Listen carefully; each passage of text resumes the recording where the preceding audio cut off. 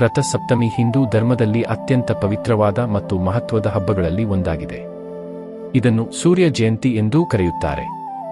ಮಾಘ ಮಾಸದ ಶುಕ್ಲ ಪಕ್ಷದ ಸಪ್ತಮಿ ತಿಥಿಯೆಂದು ಆಚರಿಸಲಾಗುವ ಈ ಹಬ್ಬವು ಸೂರ್ಯ ದೇವರಿಗೆ ಸಮರ್ಪಿತವಾಗಿದೆ. ಸೂರ್ಯನು ಜಗತ್ತಿನ ಚಕ್ಷುವಾಗಿ, ಜೀವನದ ಮೂಲ ಶಕ್ತಿಯಾಗಿ ಪರಿಗಣಿಸಲ್ಪಡುತ್ತಾನೆ. ಈ ದಿನ ಸೂರ್ಯ ದೇವರು ಹಳೆಯ ರಥವನ್ನು ಬಿಟ್ಟು ಹೊಸ ರಥದಲ್ಲಿ ಪ್ರಯಾಣಿಸುತ್ತಾರೆ ಎಂಬ ನಂಬಿಕೆಯಿದೆ. ಇದು ವಸಂತ ಋತುವಿನ ಆರಂಭವನ್ನು, ಬೆಳೆಗಳ ಬೆಳವಣಿಗೆಯನ್ನು ಮತ್ತು ಹೊಸ ಆರಂಭವನ್ನು ಸೂಚಿಸುತ್ತದೆ. ಪೌರಾಣಿಕ ಹಿನ್ನೆಲೆ ಪುರಾಣಗಳ ಪ್ರಕಾರ ಸೂರ್ಯ ದೇವರು ಕಶ್ಯಪ ಮಹರ್ಷಿ ಮತ್ತು ಅದಿತಿ ದೇವಿಯ ಪುತ್ರರಾಗಿದ್ದಾರೆ. ರಥ ಸಪ್ತಮಿಯನ್ನು ಸೂರ್ಯನ ಜನ್ಮದಿನವೆಂದು ಭಾವಿಸಲಾಗುತ್ತದೆ. ಮತ್ತೊಂದು ಕಥೆಯ ಪ್ರಕಾರ ಸೂರ್ಯ ದೇವರು 7 ಕುದುರೆಗಳಿಂದ ಕೂಡಿದ ರಥದಲ್ಲಿ ಸಂಚರಿಸುತ್ತಾರೆ. ಈ 7 ಕುದುರೆಗಳು ವಿಶ್ವದ 7 ಬಣ್ಣಗಳನ್ನು, ವರ್ಣಪಟಲದ 7 ಬಣ್ಣಗಳು ಸೂಚಿಸುತ್ತವೆ ಎಂದು ನಂಬಲಾಗಿದೆ. ಒಂದು ಪ್ರಮುಖ ಕಥೆಯಂತೆ ಸೂರ್ಯನ ಪತ್ನಿ ಸಂಧ್ಯಾ ತಮ್ಮ ಪತಿಯ ತೀವ್ರ ಕಾಂತಿಯನ್ನು ಸಹಿಸಲಾರದೆ ಛಾಯೆಯನ್ನು ಸೃಷ್ಟಿಸಿ ಅವಳನ್ನು ತನ್ನ ಸ್ಥಾನದಲ್ಲಿ ಇರಿಸಿ ತಾವು ತಪಸ್ಸಿಗೆ ಹೋದರು. ನಂತರ ಸೂರ್ಯನು ತನ್ನ ಪತ್ನಿಯನ್ನು ಮರಳಿ ತರುವುದಕ್ಕಾಗಿ ಹೊಸ ರಥದಲ್ಲಿ ಪ್ರಯಾಣಿಸಿದ ದಿನವೇ ರಥ ಸಪ್ತಮಿ ಎಂದು ಹೇಳಲಾಗುತ್ತದೆ.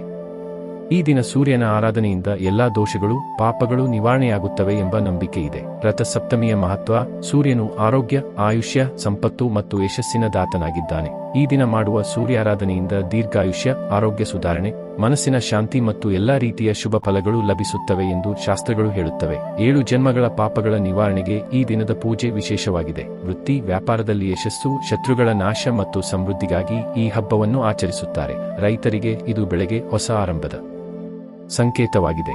ಆಚರಣೆ ಮತ್ತು ಪೂಜಾ ವಿಧಾನ: ರಥ ಸಪ್ತಮಿಯ ದಿನ ಬೆಳಗ್ಗೆ ಬೇಗ ಎದ್ದು ಸೂರ್ಯೋದಯಕ್ಕೆ ಮುನ್ನ ಸ್ನಾನ ಮಾಡುವುದು ಅತ್ಯಂತ ಮುಖ್ಯವಾಗಿದೆ. ಇದನ್ನು ಮಾಘ ಸ್ನಾನ ಎಂದೂ ಕರೆಯುತ್ತಾರೆ. ತೀರ್ಥ ಸ್ನಾನ: ಸಾಧ್ಯವಿದ್ದರೆ ನದಿ, ಸರೋವರ ಅಥವಾ ಸಮುದ್ರದಲ್ಲಿ ಸ್ನಾನ ಮಾಡಬೇಕು.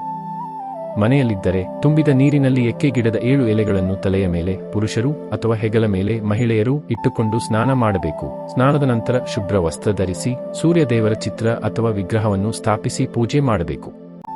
ಅರ್ಘ್ಯ ಪ್ರದಾನ: ಕೈಯಲ್ಲಿ ತಾಮ್ರದ ಲೋಟ ಅಥವಾ ತಟ್ಟೆಯಲ್ಲಿ ನೀರು, ಕುಂಕುಮ, ಅಕ್ಷತೆ, ಹೂವುಗಳನ್ನಿಟ್ಟು ಸೂರ್ಯನ ಕಡೆಗೆ ಮುಖ ಮಾಡಿ ಅರ್ಘ್ಯ ನೀಡಬೇಕು. ರಂಗೋಲಿ: ಮನೆಯ ಅಂಗಳದಲ್ಲಿ ಸೂರ್ಯ ರಥದ ರಂಗೋಲಿ ಹಾಕುವುದು ಸಾಂಪ್ರದಾಯಿಕವಾಗಿದೆ.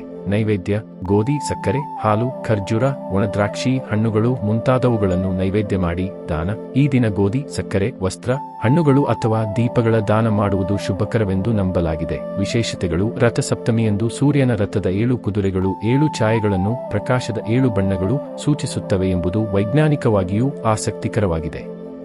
ಈ ದಿನ ಸೂರ್ಯನ ಕಿರಣಗಳು ವಿಶೇಷ ಶಕ್ತಿಯುಳ್ಳವೆಂದು ಪರಿಗಣಿಸಲಾಗುತ್ತದೆ.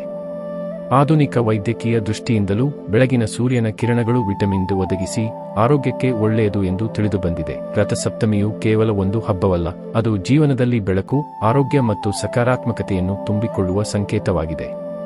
ಶ್ರದ್ಧೆ ಭಕ್ತಿಯಿಂದ ಈ ದಿನವನ್ನು ಆಚರಿಸುವವರಿಗೆ ಸೂರ್ಯ ಭಗವಾನನ ಅನುಗ್ರಹ ಎಂದಿಗೂ ಕೊರತೆಯಾಗದು ಎಂಬ ನಂಬಿಕೆಯಿದೆ. ಈ ವಿಡಿಯೋದಲ್ಲಿ ಎಲ್ಲಾ ಮಾಹಿತಿಯು ಜ್ಞಾನದ ಉದ್ದೇಶವಾಗಿದೆ. ಈ ವಿಡಿಯೋ ಇಷ್ಟವಾದಲ್ಲಿ ಲೈಕ್ ಮಾಡಿ, ಶೇರ್ ಮಾಡಿ ಮತ್ತು ಈ ಚಾನೆಲ್ ಅನ್ನು ಸಬ್ಸ್ಕ್ರೈಬ್ ಮಾಡಿ. ಧನ್ಯವಾದ.